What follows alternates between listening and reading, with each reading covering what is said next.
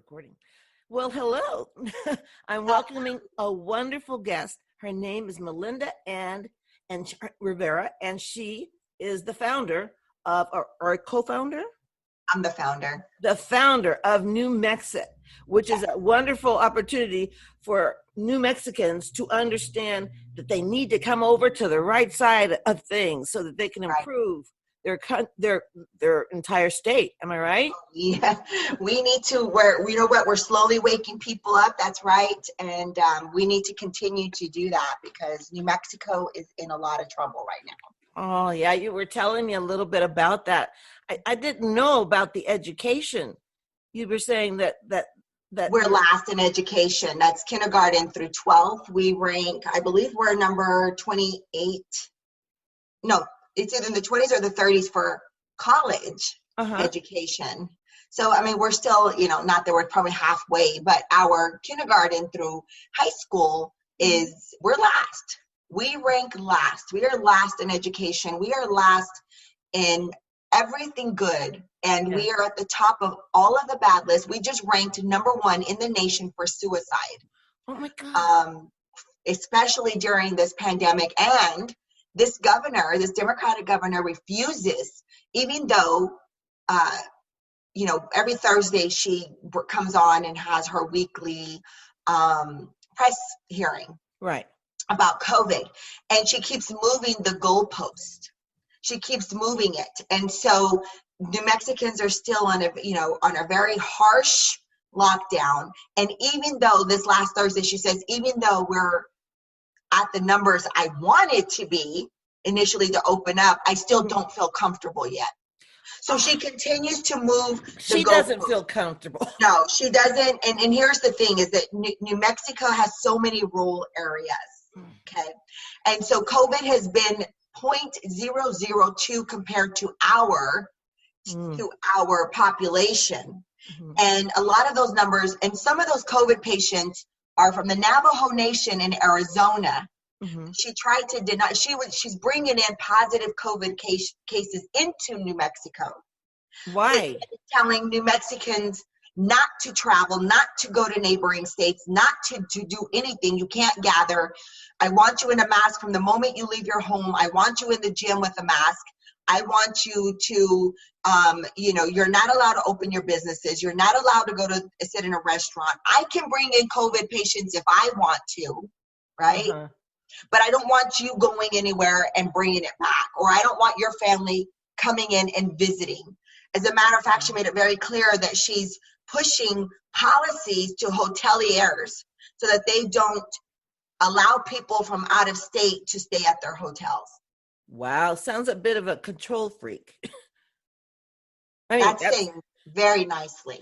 I mean, really, that's kind of over the top, telling them that they can't, a hotel. I mean, that's exactly why they exist, for people to come and, oh gosh, I'm so sorry. She's making it so difficult. And so people, over 400 businesses have shut down indefinitely, never to open again. And the fact that New Mexico's already last in everything, we are not prime for big manufacturing companies to look at for business. Apple isn't going to go there. We don't have enough production drive. We don't have, our labor is very scarce. We're at the bottom of the list for good labor. Our kids leave New Mexico when they go to college. They don't come back because you can't survive there. You can't live there. So the fact that she's leaving us shut down as long as she is, and we were already last. I'm sorry. That is unbelievable, because I believe it, because I've been reading since I met you. I've been reading about it. I was like, I can't believe that somebody elected her. The way that she speaks to her constituents on the television, it's sort of like she's talking down to people, it seems to me. She does. And the New Mexicans feel the same way. And the problem is that New Mexicans, when you take an oath of office, like governor, especially over your state, she's failed to remember what that oath means, that you protect all citizens, whether they voted for you or not. You're supposed to have a balanced government. And whether if you were just a good governor, you just work for the people, not for the party. You're supposed to work for the people, for your constituents. And if you just follow those basic logical policies, then you know what, you're being a great governor for all New Mexicans, for anybody in whatever state you're running, not just those that may support your policies or might support the party that you're in. Right. If you just make sure that New Mexico's properly safe, if you make sure that New Mexico has the proper education, proper health care, proper infrastructure, that the economy is strong, well, you're not just benefiting your party, you're benefiting all the people in your state. But her policies and her actions are geared so far to a left of a dictatorship, right, that you're only working for certain people. But unfortunately, those people that support you, that you feel that you're supporting, are having are fine with their constitutional rights being stripped from them, right? Oh. So that's where we are. Oh gosh! In a nutshell, that's like starting from ground zero. Really, we're going to have to start from ground zero. Yeah, you're going to have to rebuild, and I think that's why your efforts with the New Mexit is so important, because really the only way to climb out of that kind of situation is capitalism, is more business, is more better education. Maybe school choice might open up some avenues. I know that it will for the whole country. Yeah, I think everybody should have that opportunity, because you're still paying taxes. Even when you're poor, you're paying taxes.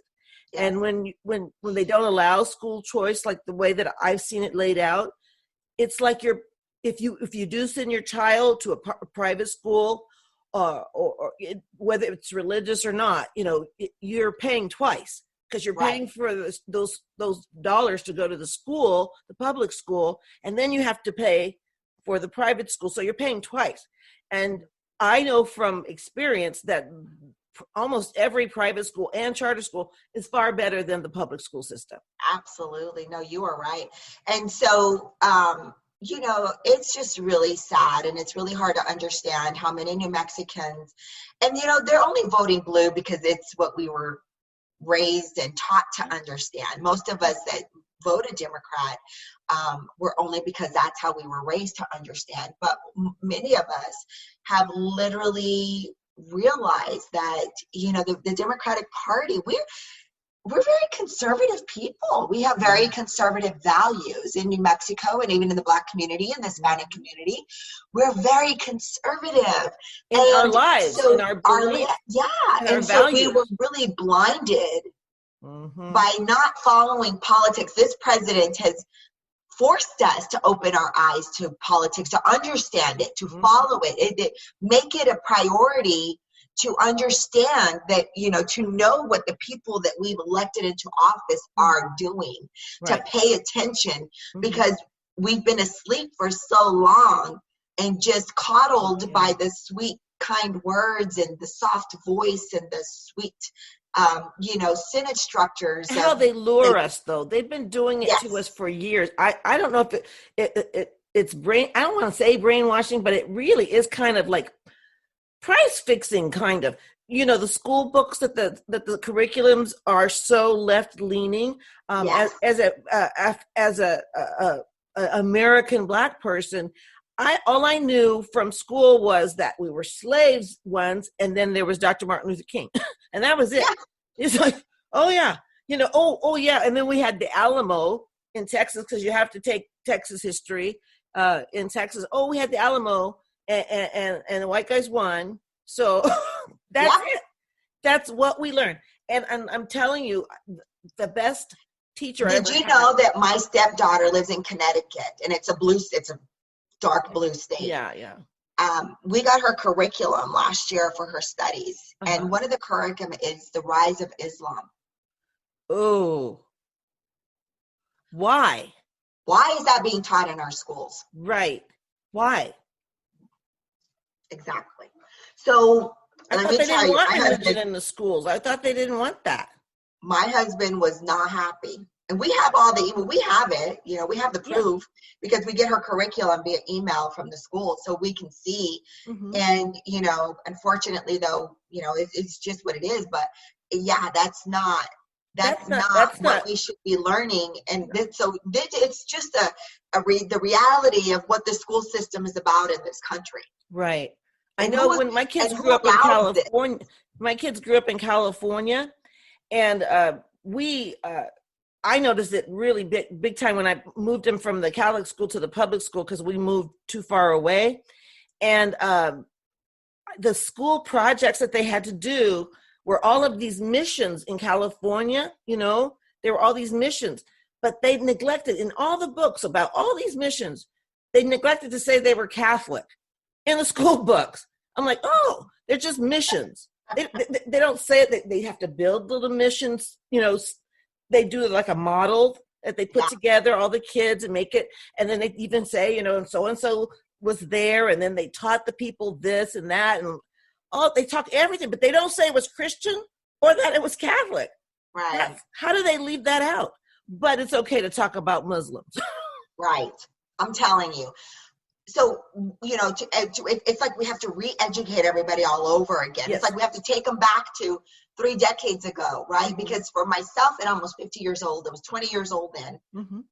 And I've always learned to pay attention to the news, to pay attention to what's happening. I've never been as involved as I am now because for the decades long of being an adult, mm-hmm. I can clearly see how corrupt our government has been. Along with millions of my other fellow Americans, whether it be family or friends or just people that I meet growing up, mm-hmm. it's always been the same message for these decades. Oh, it's just another politician, making mm-hmm. all those promises, but never really coming through and never, they're just in it for themselves. Like, nonchalantly, we've just been talking about this for decades. Yes. Right? We've just been talking about how corrupt our government is. Uh-huh. Now we have a president that is saying the same thing that I watched for years, how corrupt our government is. I'm here. I'm not going to take a penny. I'm not going to work for nobody but the people. Because if we don't give this government back to the people, we are going to be in a very bad place. Because now the government has gotten so powerful mm-hmm. that they are actually in control of what the people do. So the government controls the government. The people do not control the government. And that is a very dangerous place to be.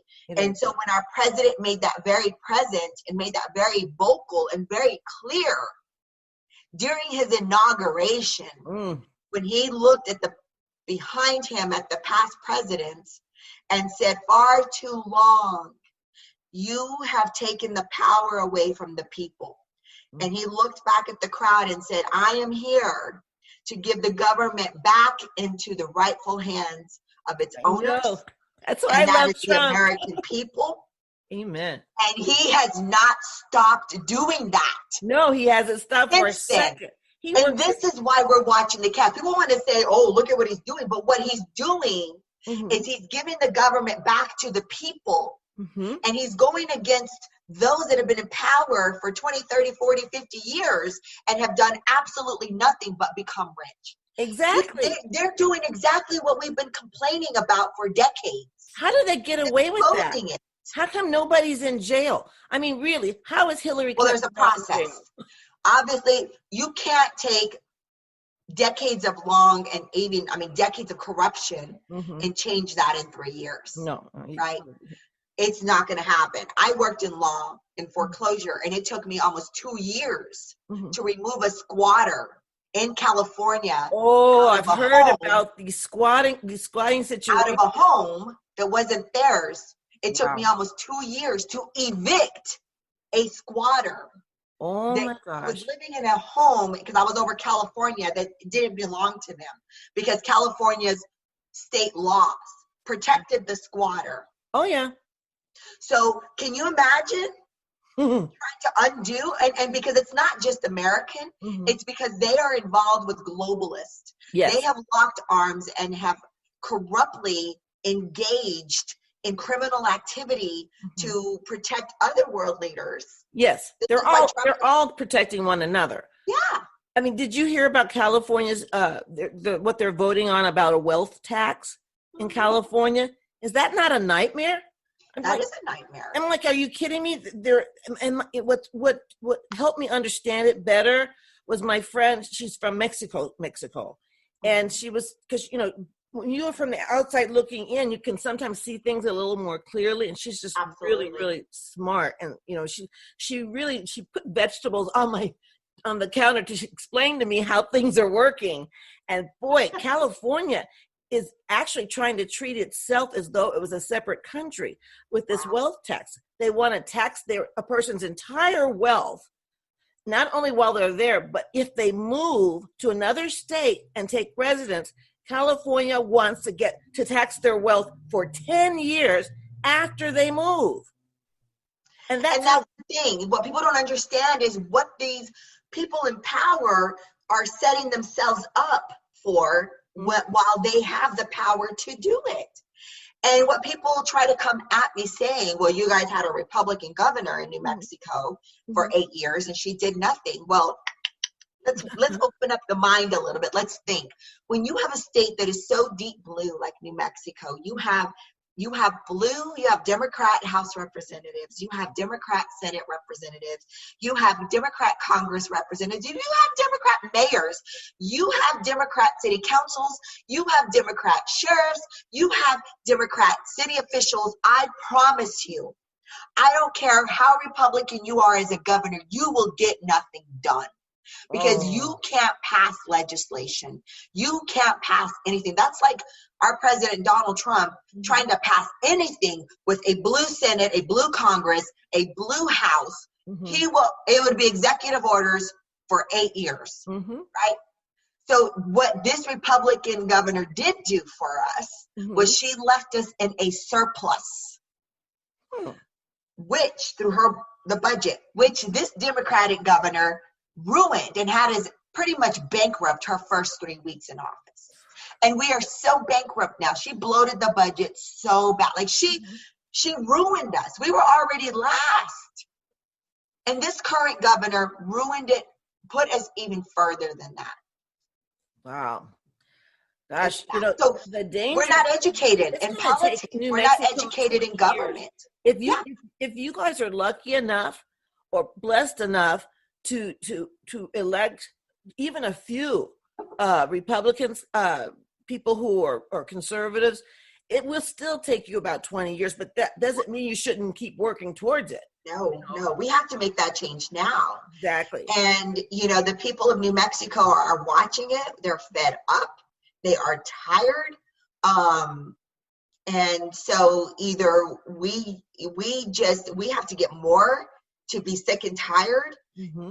But there are still so many out there that are following her and prepping her up like, oh, governor, thank you for protecting us. They literally do not see. And, and sometimes I have to bite my tongue because sometimes, I want to say, well, no wonder why we're last in education. We're showing how ignorant we really are to things, right? We're showing that we are truly ignorant to the fact that these people that we put in power are stripping us of everything good, and it can't even be recognized.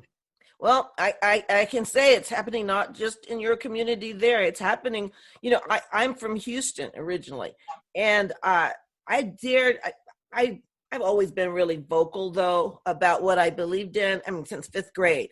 But I was always floored why everybody around me was a Democrat. My father wasn't. My father was more of a libertarian. I used to read a lot of his literature, and he was very conservative from the start. But my father, I miss him so much, but my dad refused to celebrate Juneteenth, period. Because he said, why would you celebrate your ignorance? Why would you celebrate, being the last to know that slavery was over? All the other slaves in all the other states knew. In fact, some of the slaves in Texas even knew. But definitely the owners knew. But 2 years, they didn't know. And so now all over the country, Black people are celebrating Texas being the last to know. Wow. And barbecuing.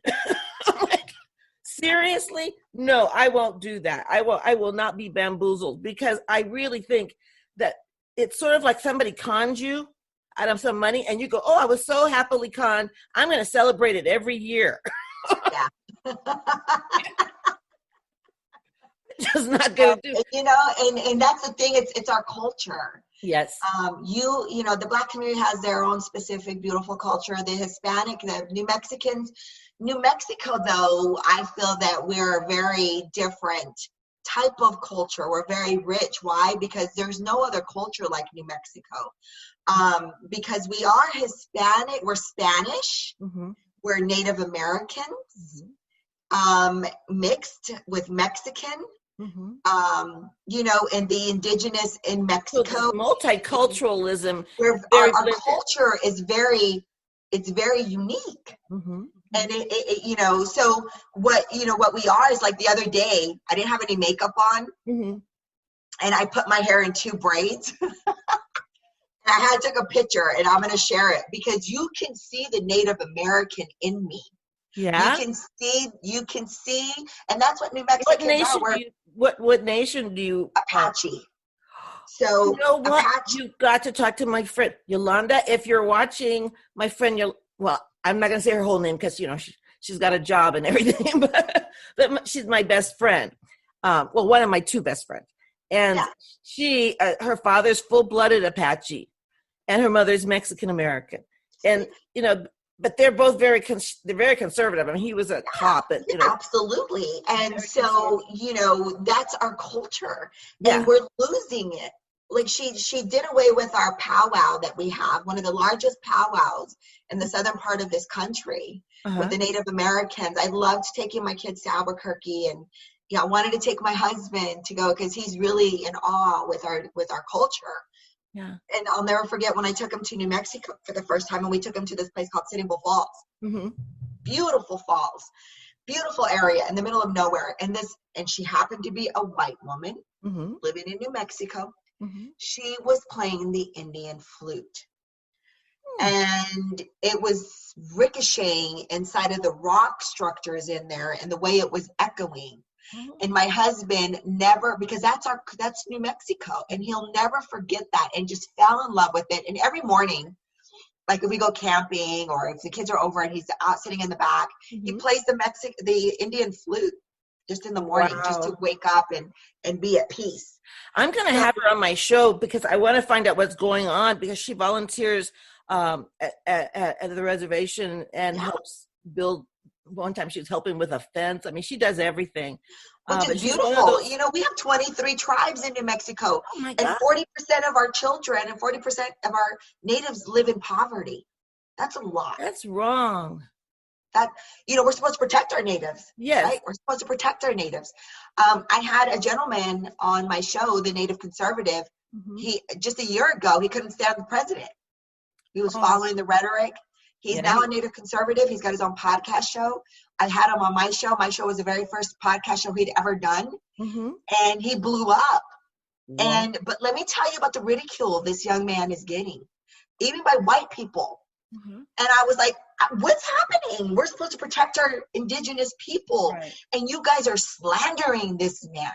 Mm-hmm. You are belittling him. Mm-hmm. You are being so disgusting to those that we were, because why? Because he speaks out for conservatism, because he speaks out in support of this president, when he was sharing just last year how he was blinded by the media's lies. And he started doing research. It's easy to fall into that. I mean, I believed what the media said for years. Even as a conservative, I kind of just went with it because, I grew up with Walter Cronkite, and basically, they gave you the news that was beneficial to you, that to help you in your life. And then I worked in the news.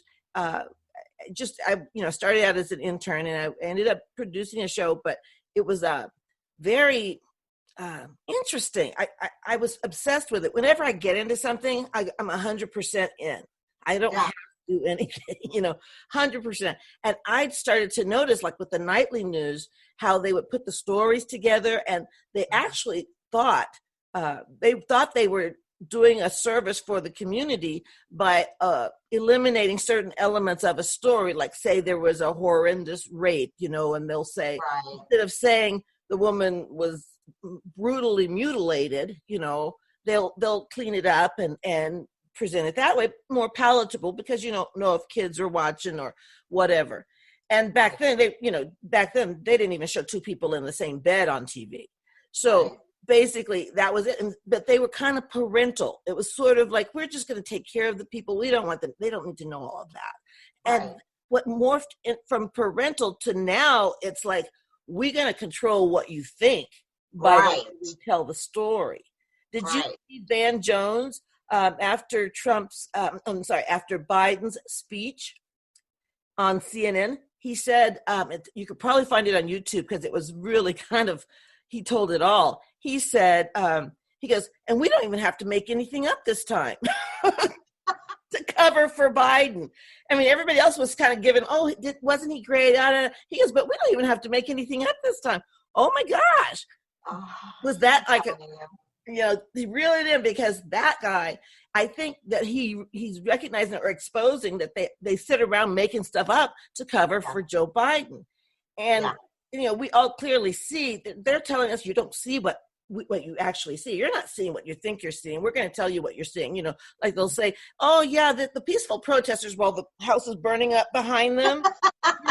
Did you not love that? Did you just not love that? Yes, peaceful protesters, and people are throwing bricks behind them. I'm like, seriously? You really expect me to believe that there are peaceful? They're all mingled to me. I don't think there's a division between the peaceful protesters and the rioters at all. I agree. Because they get on the TV and say, so what if the Target burns down? So what if that's from Black Lives Matter. They're saying it to us. Well, and I'm listening to where was she, in Chicago, where she was saying, I don't care if a Macy's gets looted or burns down. I could care less. They own my people. My people are hungry. And I'm like, that's not how you do. You don't steal from people. You don't thieve. No, she's like, that's the ignorance. Well, they have insurance. No, ma'am. No, they'll lose their insurance. Okay, this is how they lose their insurance. And they'll close and never open up in your neighborhood again. And you'll wonder, why did my neighborhood go downhill? Well, you destroyed it yourself. As a Black woman, I sometimes am angry at things I see on TV too. But I'm in the suburbs. What am I going to do? Go turn my garbage can upside down? No, because then I have to go pick that shit up. I'm not going to do it. And it makes no sense. It makes no sense. But what they're doing is basically that right now in these towns, and they have backers. And I think there are people in the Democratic Party, I'll just say it, who are backing those looters and rioters because they're delivering absolutely of bricks. And I mean, how many times do you go downtown and you just see bricks laying around? It was absolutely orchestrated. They have help. And the fact that the Democrats, and this is what I tell people, the fact that they're so quiet, they're complacent, they're mum's the word. And when Pelosi even came out and blatantly said to the American people, I don't care about those. I don't care about statues. I don't care. I don't care about statues. I could care less what they do. That was everything. That they literally do not care about maybe the American people that do care about those statues, that don't want to see the destruction happen in our country. There are proper laws of removing statues. You got to go in front of a committee, but to allow the lawlessness, to allow the unrest, because innocent Americans have died during this. It makes them complicit. Their silence makes them complicit. Because they have an opportunity to say, this is wrong. It is wrong to steal. It is wrong to hurt and maim other people. It is wrong to set a homeless man's things on fire. It is wrong to kick somebody in the head until they are unconscious. Those are easy things to see the right and wrong of. I don't understand how they are getting away with not saying anything about it because they're from the left. That's why. And the media doesn't pressure them. The media doesn't question them. And they don't talk to the media that will. So, as Americans, we're very, they think we're all ignorant. We are not all ignorant. We see that they literally do not care. So American people, good people, we just want to live in peace. We want to prosper. We want to accomplish the American dream. That's it. That's it. We're not, respect me. I'm going to love you. We're done with segregation. We're done with slavery. We're getting past some ugly things in our Yes, past. we The, are. the fact that we have surpassed it shows our greatness. Mm-hmm. And the fact that they want to take us backwards and Yes, the segregate us again. segregation. What's that? I'm like, oh my gosh. They make it sound like on the news that I knew this was coming. But 10 years ago, I was talking to friends and I was saying, you know what, where they're going with this leftist movement. I said, they're going to where basically white man is the bad guy. And then remember the Me Too is like, let's attack all old white men. But what did they choose? The oldest, whitest man they could find to run for president. I don't understand that thinking. And they pushed having an African American vice president woman. Affirmative action, big time. Pushed it, and we got Kamala Harris, who was the first Indian American senator, whose dad is Jamaican. I know. What is that? Well, okay, let's go with that. So she's black enough. You know what what that falls from? That comes from their racism, basically, because that one drop law that they had in Louisiana and other states in the South, that if you have one drop of black blood, you're considered black. Yeah. So that's what they're using, that one drop thinking, which is totally racist. Yeah. To make it like, oh, she's an African American, whatever. You know what? I don't buy it. She's dark. Yeah, she's got a tan. My husband is pink. And when he looks at, I don't think we ever talked about race not when we were dating, not after the first years of marriage. I think in my head, I'm thinking he's probably wondering when my tan's going to wear off, because he has no idea. He has no idea. He doesn't even think like that. You know what I mean? Yeah. It doesn't occur to him to think, oh, so-and-so is black. I cannot have new friends that are liberal at this point because they collect black people. They do. Yeah. They collect us like salt and pepper shakers. My black friend and my gay friend. They do. It's like, oh, that makes them so liberal and acceptable to their friends. I've seen them. Oh. It's pathetic, and I don't want to be a part of it. I'm their token black friend. I will not be that person. If somebody is my friend, they're my friend regardless of what color they are. I find cultures to be interesting. Yes, and we're trying to move past that, aren't we? We're trying to move past the color of our skin. Yes. We're trying to move past so much that we were there, like Trump, our president said it, we were there, we were united. We just need to be Americans. We just need to be fellow Americans and fellow humans. Instead of, I think we should appreciate all the cultures. You know what I mean? I think that, for instance, I've learned so much. Like, for instance, right now I'm relearning my Spanish because I used to speak pretty good Spanish. My friend Patricia taught me. And I don't even speak it. Okay, lástima. My husband's Puerto Rican and he's fluent, but they sound like they're singing. They talk so fast that they sound like they're singing when they speak Spanish. I can't Puerto Rican Spanish. I can understand Puerto Rican Spanish better than some other Spanish, different dialects. But I'm trying to relearn it. So I've asked my friends who do speak Spanish, I said, now I need to relearn it because I feel like I've lost something. Because I remember being able to talk to anyone, and then, after my friend died years ago, I just never really had anybody to speak with in Spanish. And so now I'm forcing my friends who still speak Spanish, and they know who they are, to teach me Spanish again. Only in Spanish. Because I understand better than I speak. It's so easy to learn because everything is pronounced exactly the way it's spelled. Yeah. Unlike English and French. I mean, really. Right. It's very confusing. And so absolutely. I'm determined to get it back because I feel like I'm struggling when whereas before my friend says, Kathy, when you have a couple of margaritas, you sound like an old Mexican woman. Love it. I'm like, because it comes back, I'm just more relaxed. I'm not thinking and filtering it through English. Right. You understand? Right. But my husband, when I attempt Spanish and I try to speak it, he says it looks like I'm doing this and I'm following a bouncy ball.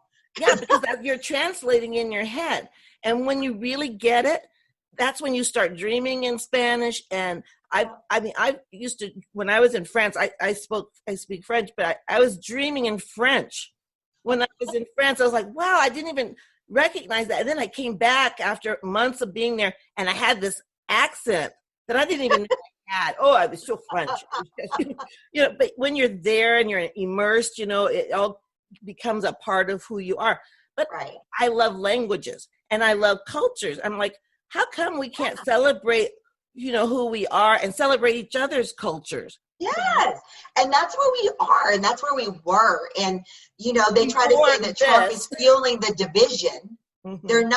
Trump is not fueling the division. No, he's not. Our President Trump is just speaking the facts of the corruption in the government. Mm-hmm. It is the actions and the words. Mm-hmm. And not only that, the fact that they're trying to disavow this duly appointed president as a Russian asset, as a Russian prop, as a fraud that was fraudulently put into the White House is what angers us.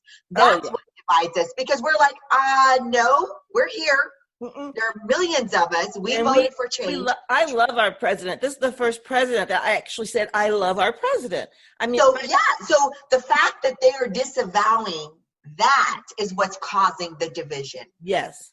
Them not respecting the office is what's causing division. Mm-hmm. It's forcing us to stick up for what we did. We put him in the office. Yes, it's forcing us to protect him and to speak on why his policies are for the people, because it's what we're asking of him. It's what we've been asking for decades. It's what presidents before him have been promising for decades but never provided.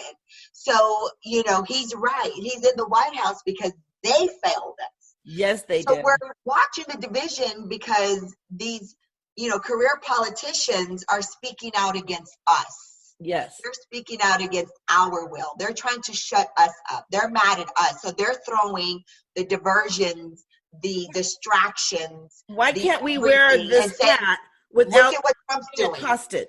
Look at what Trump's doing. Since he took office, we've never been divided. No, it's because you haven't shut your mouth.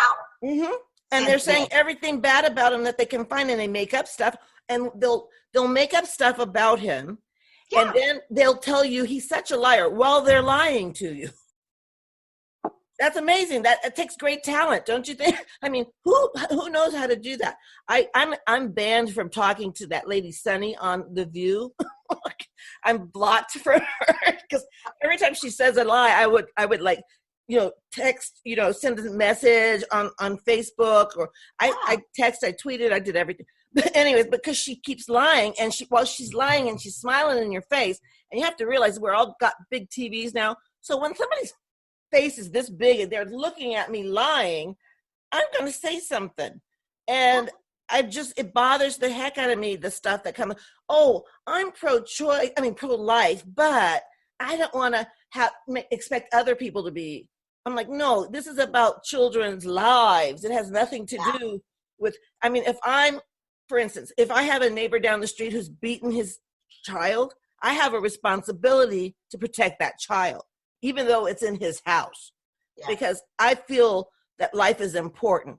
And I think that that God made us all special and awesome, and we are gifts and precious in his sight.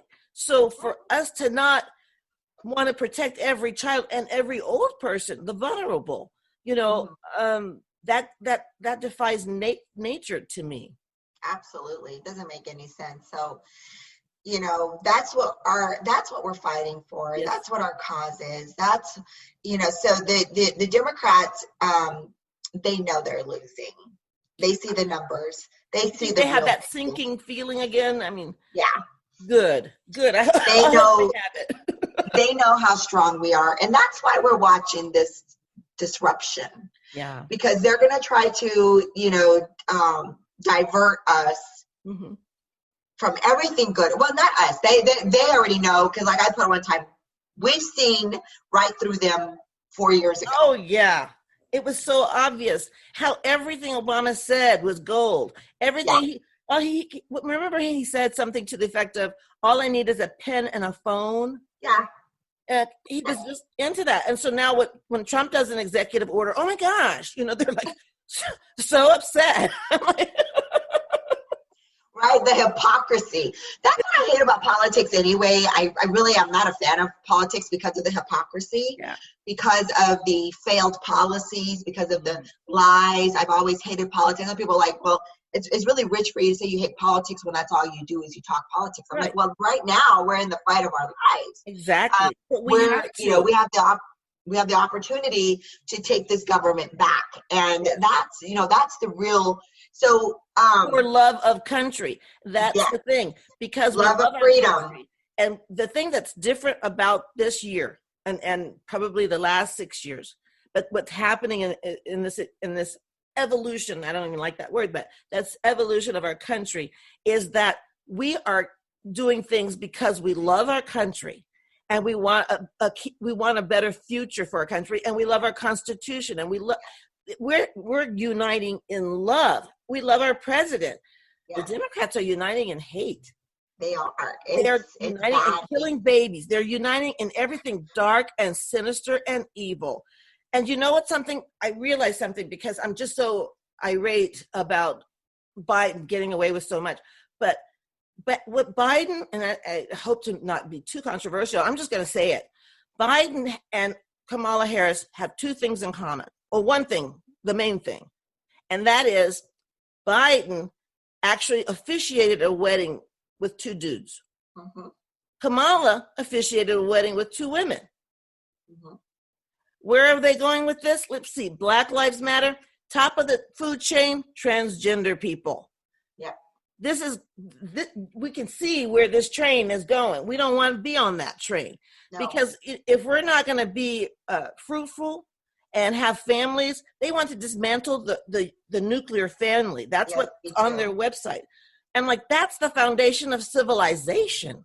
Yeah.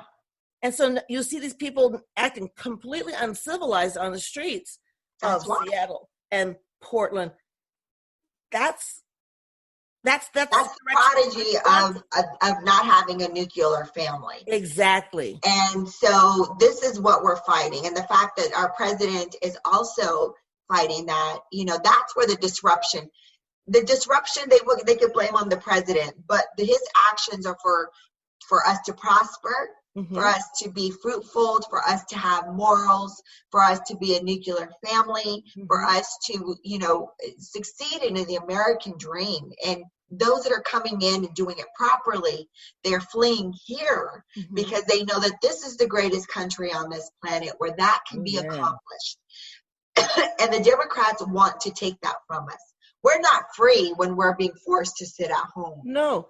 We are not free when we're being forced to wear a mask. No. We are not free when we're being told that we cannot provide for our families. Mm-hmm. We are not free when we are told that we can't go outside or gather and have barbecues with our family. Yeah. We are not in a free country when we can't get the prescription drugs that have been 70 years old used.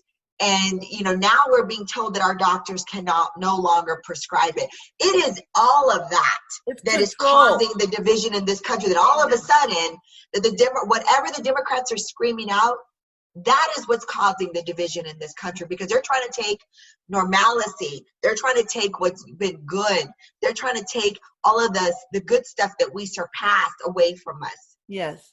That is where the problem. And they're trying to say. That's why they're anti-Christian. I think that's why there's so many. They want to take God out of everything. Trump was right on when he said yesterday they want to take your God, they want to take your guns, and they want to take your gasoline. Yeah. I mean, seriously. I'm in Texas. We have gasoline coming out of the ground here. Well, that's New Mexico. That's our number one provider. Oh my gosh! If they got away with that, you guys would be totally screwed. And she was on our governor was on the Democratic National Convention talking about going green. She's literally trying to wipe out our oil and gas in New Mexico. And that is what that's what drives New Mexico.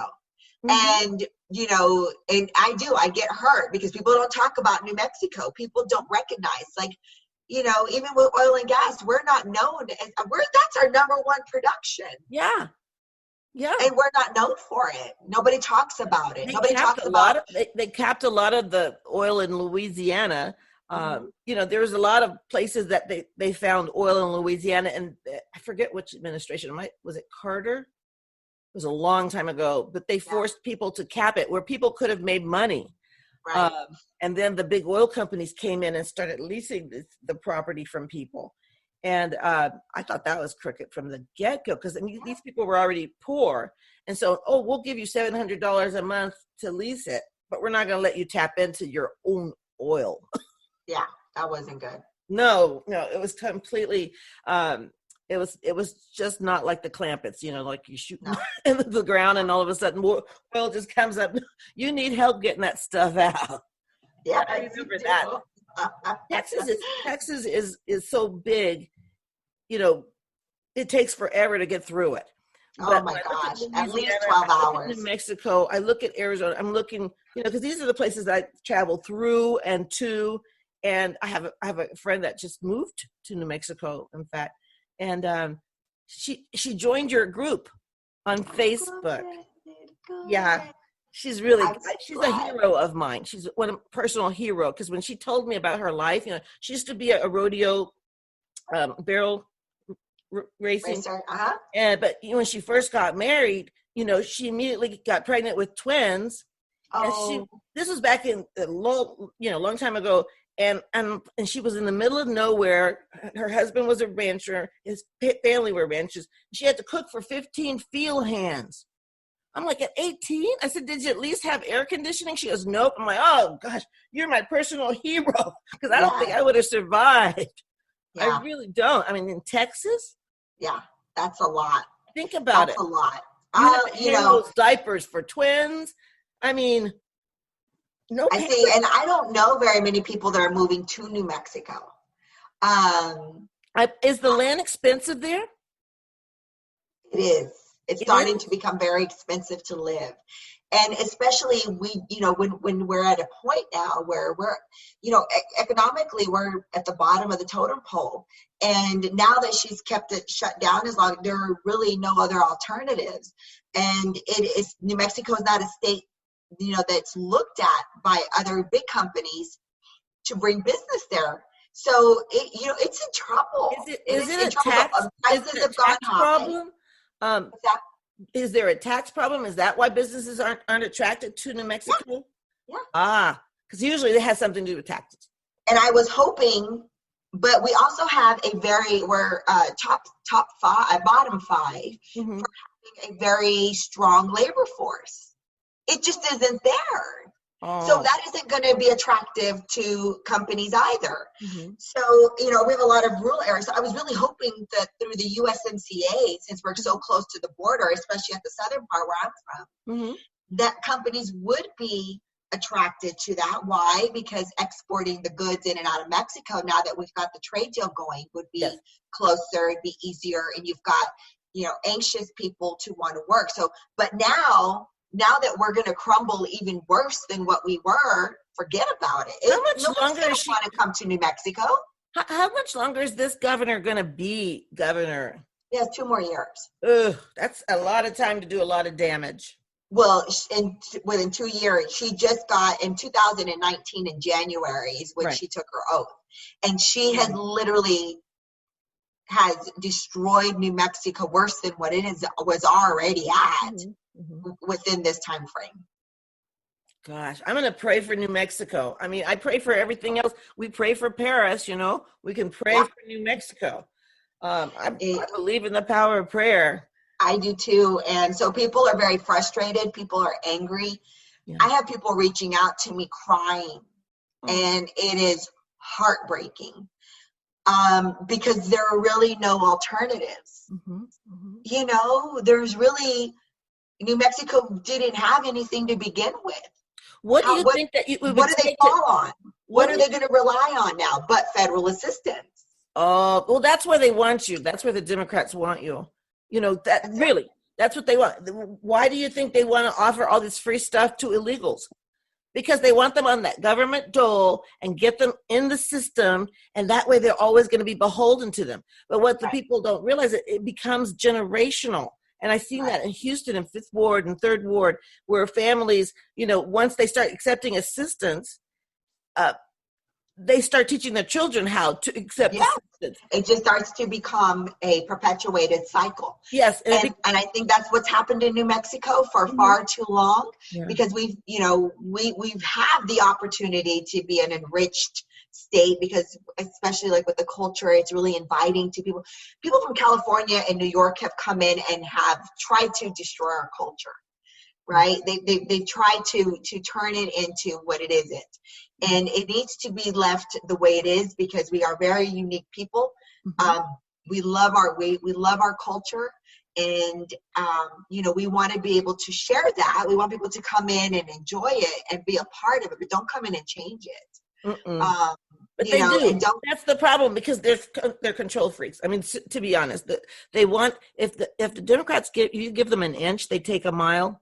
And everything, so you can't. There's no compromise anymore. I can't see where we can afford to compromise, and because they take it to the next level. What was it supposed to be? 3 weeks. We're going to shut down and we're going to level that curve, just like flatten the curve. Flatten the curve, and they turn that into a monumental control system. Now they want you to be out in the field with a mask on. Yeah. What can you do out there? My husband knew. I remember my husband, but we were talking. He's like, "Watch, honey, they're gonna do anything and everything to push us all the way to election so that they can do mail-in voting." And it's so blatantly clear. Yes. How are you going to die of a virus that you get no symptoms from? Exactly. How did they manage to pull that wool over the people's eyes and shut down the economy of this great nation, to take livelihoods away from good people, and to move the goalposts further and further and further as the days go by, that people are actually supporting it?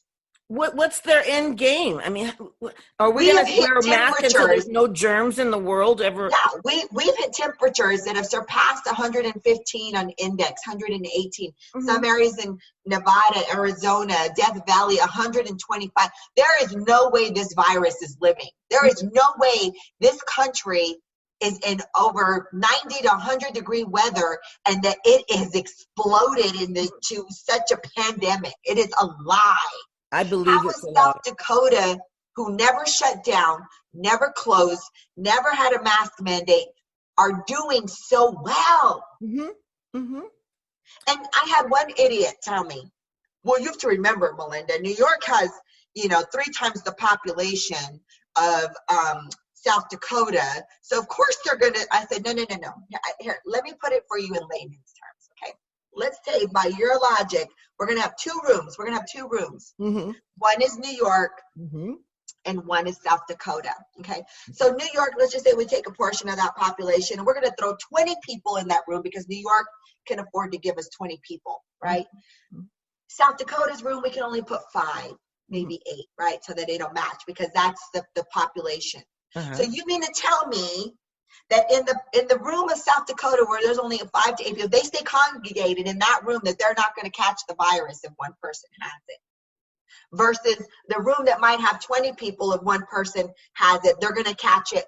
Well, it doesn't make sense. Doesn't make any sense. Either the virus exists and it spreads the way they say it spread, whether it's 800,000 people or 3 million people. Okay, it's going to spread. It's going to do what it needs to do. It doesn't matter if you have 5 people in a room or if you have 20 people in a room. It's going to spread to every single person the exact same way. The only way to prevent that is to build a very strong, healthy immune system. Nobody's talking about that. Nobody talks about holistic medicine that could be very helpful and beneficial. So that drives me nuts, because it doesn't matter. I don't care if you put 5 people in a room versus 20 people in a room. They're going to catch it the same. So it doesn't matter that South Dakota has 900,000 people versus New York having 5 million, 3 million people. It's going to spread. Either it's going to spread or it's not going to spread. Right. I agree. So South Dakota, whether they have 900 million people, they've done nothing. They've not shut down. They do not wear masks. And yet they are at the very, very, very bottom. It should spread faster, right? By their logic. Right. Because they aren't wearing masks. Because they are conjugated and big. That means South Dakota should be one big infected state. Well, they're not. That's the thing. I don't believe half of what I hear anymore on the news about this uh, China virus. I love the way Trump says China, by the way. China. China. I'm like, China. he does it that way just to annoy the left, really. He goes, it's China. Why do you say that? Because it's from China. I love when he does that. I'm like, you go, Trump. I'm sure it ticks them off because they ask these stupid questions. And so what do they expect him to say? Why do you say China? Because it's from China. Okay. I'm sorry. I laugh every time. This mask thing, I saw the cutest I don't know if you call it a meme or post yesterday. And it was from a lady, and she just wrote it, and it said, if you are in your car alone and you're wearing a mask, you don't need to put your Biden bumper sticker on. We already know. I thought that was so funny. We already know. It makes me wonder, Kathy, and it really opens our eyes to how many people are really not that educated.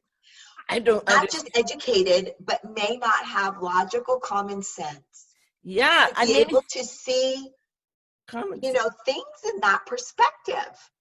Like, I can clearly go and look at the perspective of being terrified of everything. Yeah. And putting on a mask and doing gloves, but the data, the numbers, everything, it does not make sense. It doesn't add up, and it doesn't make sense. They don't give us an end game. They're not saying, okay, when only 3 people get it, then we can all go back to normal. No, they're not giving us a number. I want a number. I want them to say, oh, when we're down to so many people getting it, then everything opens up. But they keep changing. Like you said, they're moving the goalpost every week. Oh, it's going down, but then it went up again.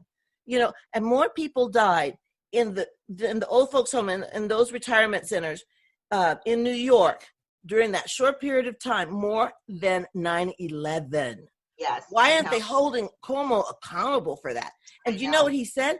Oh, those are just numbers. And I also heard him say, well, we haven't received any clear direction from the president. No.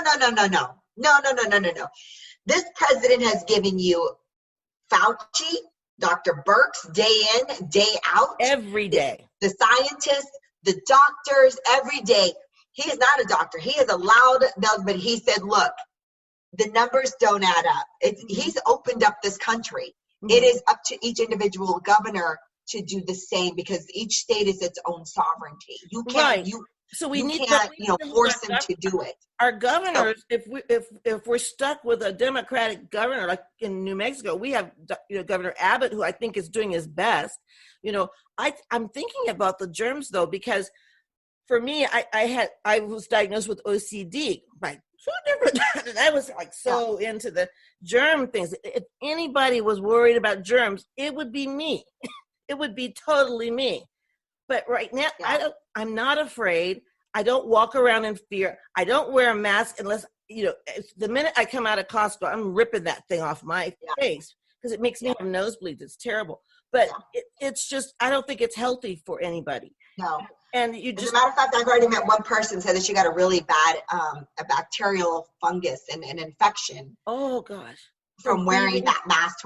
My grandson's 5 and he cries because he doesn't want to go to school with a mask on. He can't breathe. He can't wear it. It's uncomfortable. He shouldn't have to. Well, in New Mexico they do, or they can't go to school. Yeah. So if people aren't feeling like their rights are being whittled away by now, I don't know what it would take. And there's people who are embracing all of this, Yes, that's my frustration. I'm like, they're embracing it.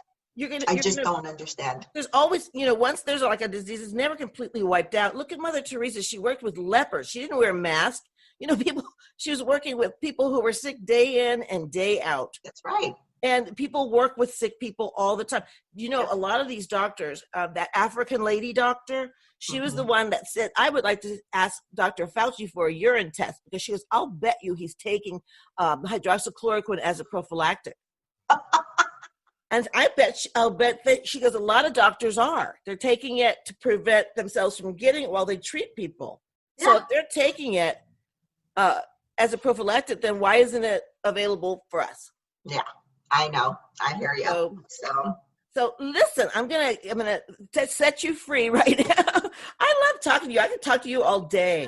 Oh, me too. We I should do love this this. Thank you again. so much. Absolutely. Next time I'm going to invite you on my show. You'll come on Oh, my that'd be show. great. Let me know. Just let me Okay. know. I'd love it.